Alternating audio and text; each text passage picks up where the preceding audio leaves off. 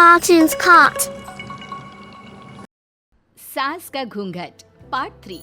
अब तक हमने देखा कि देविका की हालत बहुत नाजुक है, लेकिन घर के आदमी उसे डॉक्टर के पास नहीं जाने दे रहे और जोगिंदर ने घर के मेन गेट पर बहुत बड़ा ताला लगा दिया है। लेकिन देविका की सास विमला पहली बार घूंघट उठाकर समाज के बनाए नियम का उल्लंघन करती है और देविका की जान बचाने की कोशिश में जुट जाती है।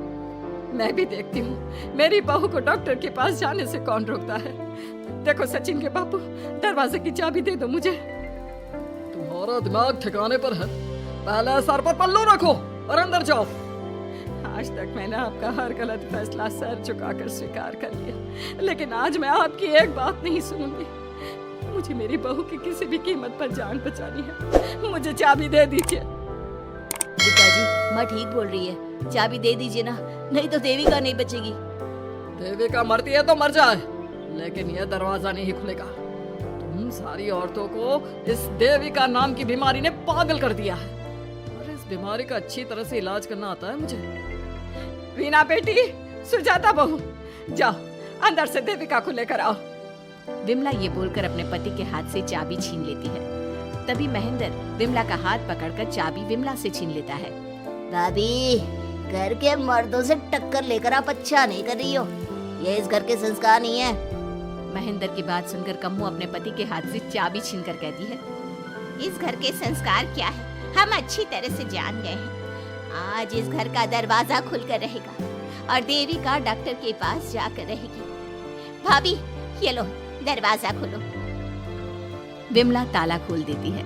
तभी वीना और सुजाता देविका को लेकर आ जाती हैं।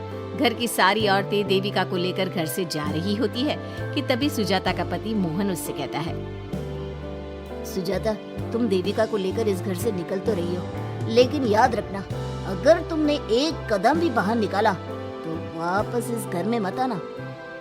मैं देविका के साथ अस्पताल भी जाऊंगी और वापस इस घर में भी आऊंगी। देखती हूँ कौन रोकता है मुझे। देखता हूँ कैसे इस घर के अंदर कदम रखती हो और कौन तुम्हारी मदद करता है। कानून मेरी मदद करेगा और कारट के दरवाजे हर नागरिक के लिए खुलेंगे। मोहन को अपनी पत्नी से इस तरह बात करता देख कल्याण वीना से कहता है, वीना, तुमने देविका का साथ देकर अच्छा नहीं किया। अगर तुम अभी भी इसके साथ गई तो अपना और मेरा रिश्ता खत्म समझना। मुझे कोई फर्क नहीं पड़ता तुमने आज तक किया ही क्या है मेरे लिए। तुम खुद घर जमाई बनकर मेरे घर में रह रहे हो। कभी 100 रुपए की साड़ी दिलाई है मुझे? मेरे आने से पहले मेरा घर छोड़कर निकल जाना, समझे?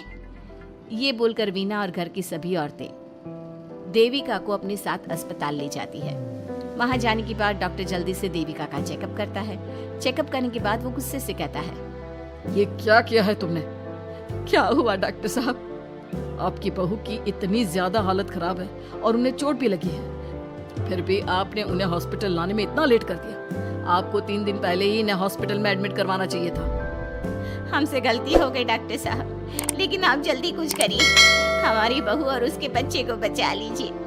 देखिए, अभी कुछ भी कह पाना मुश्किल है। हम माँ और बच्चे में से किसी एक को ही बचा सकते हैं। आप सोच लो किसे बचाना है। डॉक्टर साहब, आप देविका को बचाइए, उससे कुछ नहीं होना चाहिए। देखिए, हमें देविका का ऑपरेशन करना पड़ेगा। आप इनके पति को बुलाइए, हमें कुछ पेपर पर साइन करवाने हैं। डॉक्टर की बात सुनकर सभी औरतें सोच में पड़ जाती हैं। तभी वीना कहती है, डॉक्टर साहब, इनकी पति नहीं आ सकते, ये इनकी सास है विमला देवी, आप इनसे साइन करवा लीजिए। लेकिन पेशेंट की हालत इतनी नाजुक है, इनके पति है कहाँ? वो अपने आदमी होने का धर्म निभा रहा है। पति धर्म के बारे में उसे कुछ नहीं पता। डॉक्टर साहब, वो नहीं आएगा। क्या क्या करना है आप मुझे बताइए। थोड़ी देर बाद डॉक्टर देविका का ऑपरेशन शुरू कर देते हैं। जब वो ऑपरेशन थिएटर से बाहर आते हैं तो कहते हैं, आप लोगों की किस्मत अच्छी है, देविका भी सुरक्षित है और उसका बच्चा भी। डॉक्टर, बेटा हुआ है या बेटी? बेटा हुआ है। सब लोग बहुत खुश होते हैं। कुछ दिन तक देविका उसी हॉस्पिटल में रहती है और उसके ससुराल की औरतों ने उसका बहुत ध्यान भी रखा। अब देविका कुछ हद तक ठीक हो गई। डॉक्टर ने देविका को घर जाने की इजाजत दे दी, लेकिन सभी सोच में पड़ गए। हम भाभी को घर ले तो जाएं, लेकिन माँ, आपको घर का माहौल पता है ना, देविका भाभी अभी पूरी तरह से ठीक नहीं हुई। भाभी वहाँ आराम नहीं कर पाएंगी और पता नहीं घर के सारे आदमी हमारे साथ क्या करेंगे।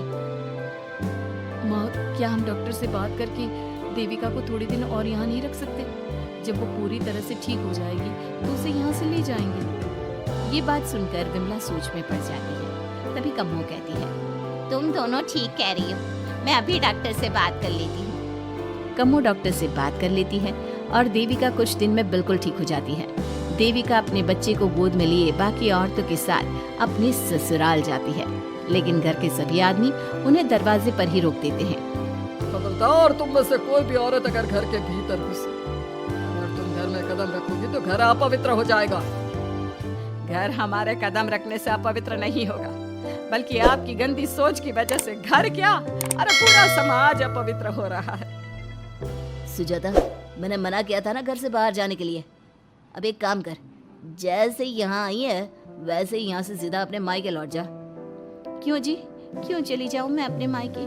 मैं जब तक चाहूँ यहाँ रह सकती हूँ। अगर आपने मुझे इस घर में आने से रोका तो मैं आपकी पुलिस में शिकायत कर दूंगी। वीना, इन सब की तरह तुम्हारा भी दिमाग खराब हो गया है। अब मैं तुम्हें बिल्कुल बर्दाश्त नहीं करूंगा। तुम्हें ऐसी सजा दूंगा कि तुम याद रखोगी। सजा बाद में देना, पहले मेरे घर से बाहर निकलो। खुद पूरी जिंदगी में एक घर नहीं खरीद पाए और मुझे सबक सिखाने की बात बोल रहे हो।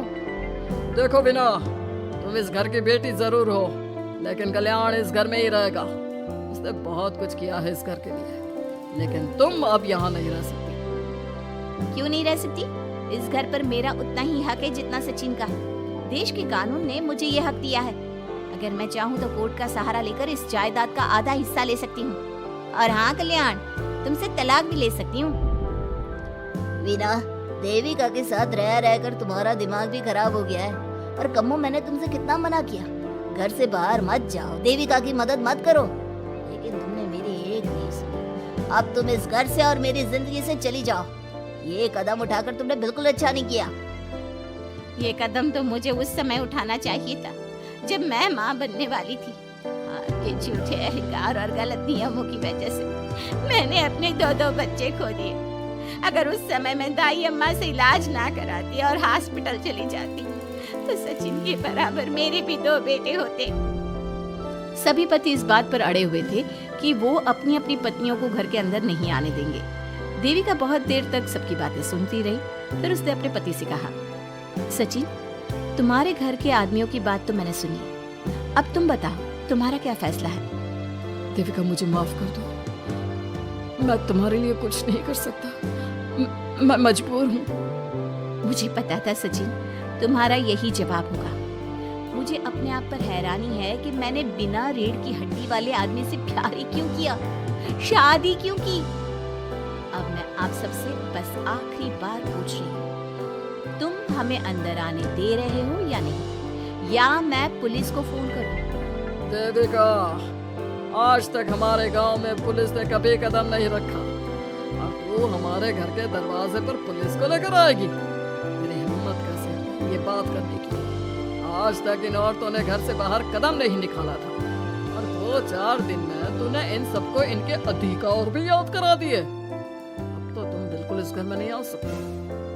घर की औरतें घर के बाहर खड़ी थी और घर के आदमी घर के दरवाजे पर। उनकी लड़ाई देखकर पूरा गांव इकट्ठा हो गया। देविका को अस्पताल पहुंचाकर घर की औरतों ने काम तो अच्छा किया। इस काम से देविका और उसके बच्चे की जान भी बच गई, लेकिन इनकी जान बचाने की कीमत घर की औरतों को कैसे चुकानी होगी, इसके लिए आपको आने वाला एपिसोड देखना होगा। और हमारे प्यारे दर्शकों, हमें कमेंट करके ज़रूर बताइए कि देविका के साथ बाकी औरतों को क्या करना चाहिए। क्या उन्हें घर के अंदर जाने के लिए संघर्ष करना चाहिए, या फिर वो घर छोड़कर चले जाना चाहिए?